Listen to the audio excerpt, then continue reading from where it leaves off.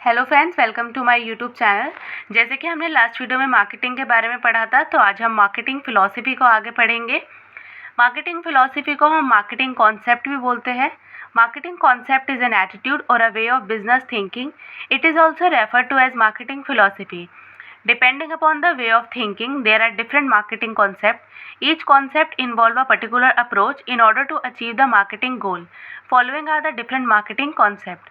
Marketing concepts को हम marketing philosophy बोलते हैं और इसके अंदर क्या होता है, जो हम बिज़नेस को किस तरीके से करेंगे, बिज़नेस को हम किस तरीके से देखते हैं, तो वो आता है हमारा मार्केटिंग कॉन्सेप्ट के अंदर।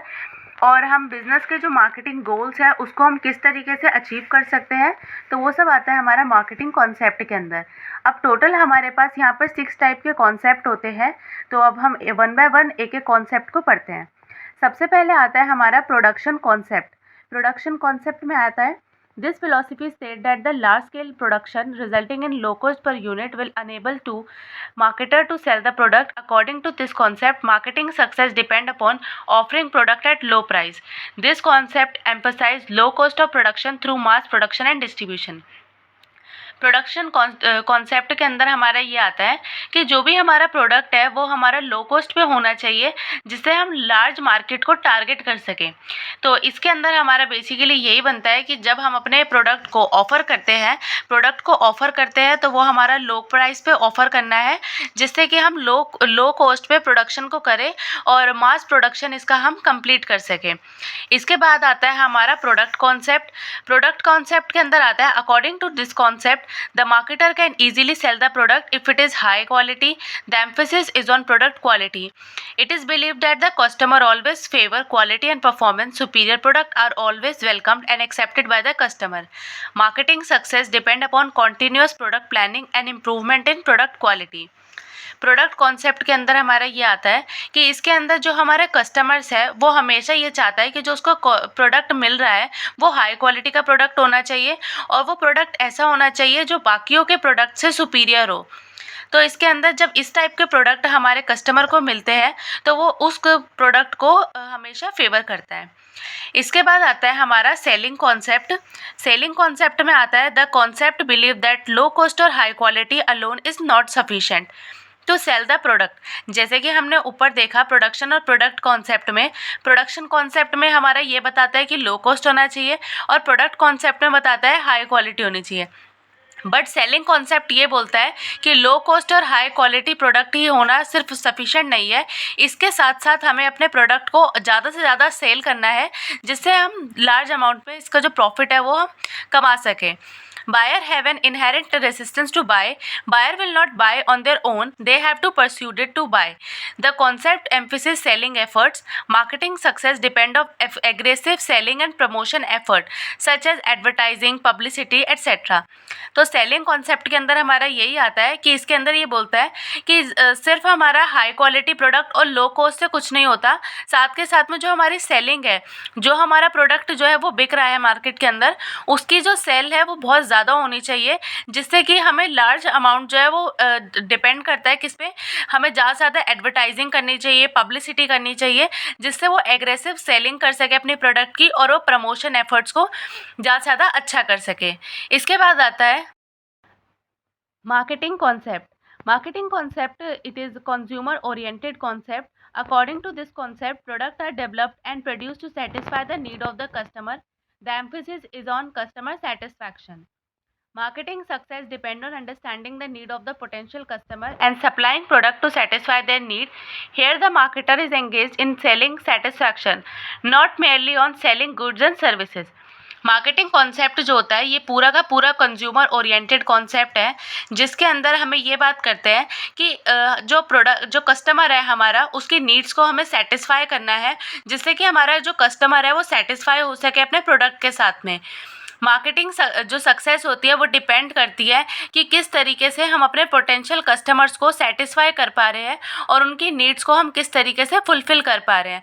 और मार्केटिंग कॉन्सेप्ट के अंदर आता है कि सिर्फ हमें सेलिंग अपने गुड्स को सेल ही नहीं करना, साथ के साथ हमें कस्टमर्स को भी गेन करना है, जिससे कि जो हमारे कस्टमर है वो लॉन्ग टाइम में हमारे साथ जुड़े रहे।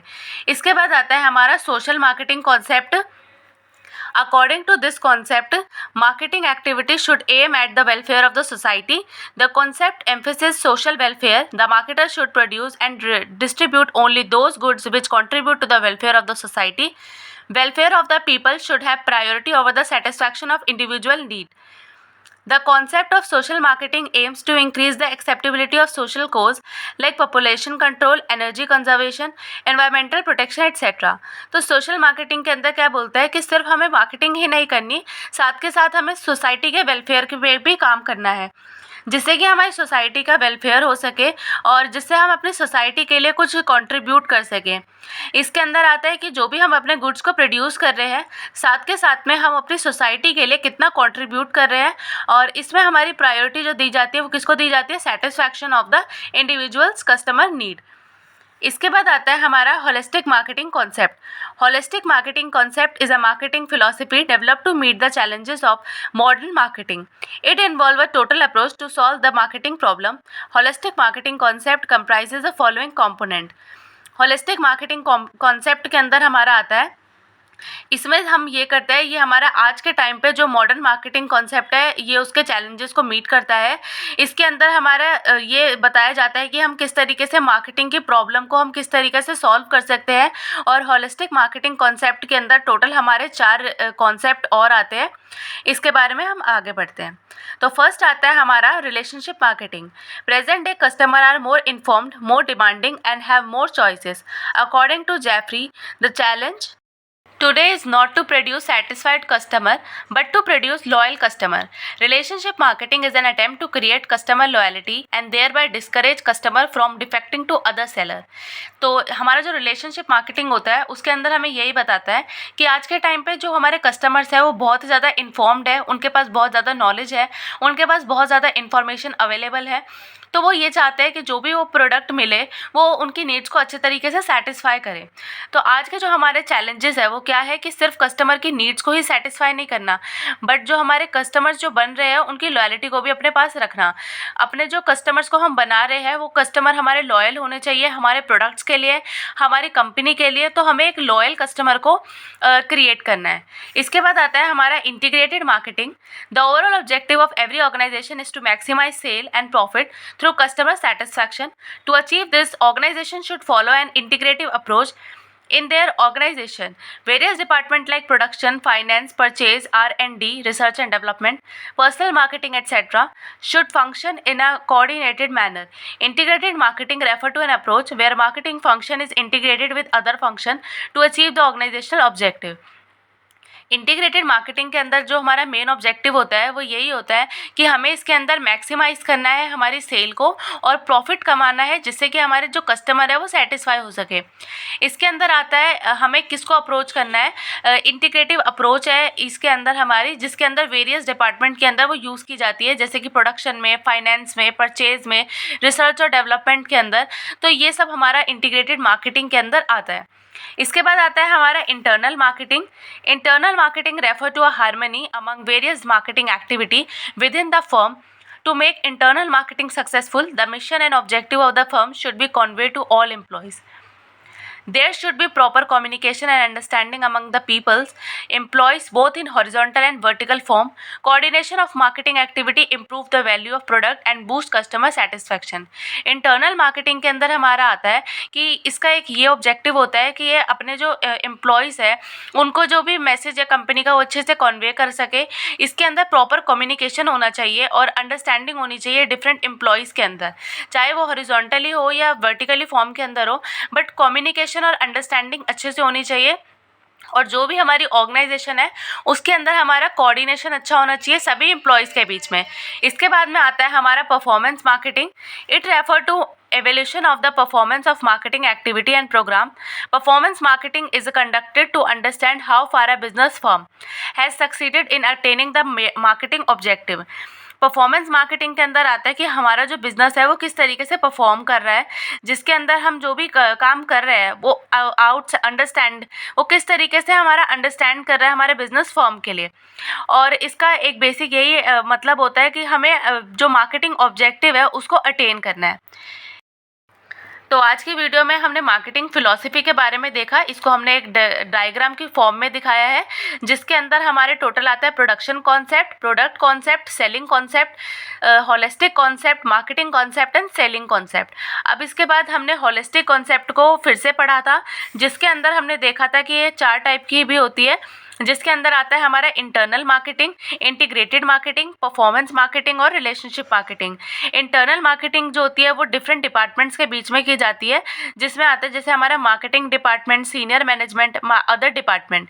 इंटीग्रेटेड मार्केटिंग के अंदर हमने ये देखा था कि उनके बीच में कम्युनिकेशन और अंडरस्टैंडिंग अच्छी होनी चाहिए। तो इसके अंदर आता है हमारा communication, product and services, channel and prices. Performance marketing के अंदर आता है कि हमारे बिजनेस की किस तरीके की परफॉर्मेंस है, हम कितना अच्छा काम कर रहे हैं।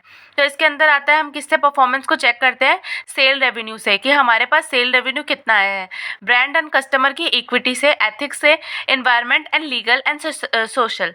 इसके बाद आता है हमारा रिलेशनशिप मार्केटिंग, जिसके अंदर आता है हमारा कस्टमर। अब हमें रिलेशन किसके साथ क्रिएट करना है, तो उसके अंदर आता है हमारा कस्टमर्स के साथ में, एम्प्लॉयज़ के साथ में, पार्टनर्स के साथ में, फाइनेंशियल कम्युनिटीज़ के साथ में। तो आज के वीडियो में हमने मार्केटिंग फिलॉसफी के बारे में देखा, और इसके अंदर हमारे 6 कॉन्सेप्ट आते हैं, और उसके बाद हमने फर्दर होलिस्टिक कॉन्सेप्ट को आगे और स्टडी किया है। तो आज की वीडियो आपको कैसी लगी वो आप मुझे बता सकते हैं कमेंट सेक्शन के अंदर। वीडियो अच्छी लगी हो तो आप लाइक करें, चैनल पे नए हो तो सब्सक्राइब करें, और आप मेरी वीडियो को ज़्यादा से ज़्यादा शेयर करें।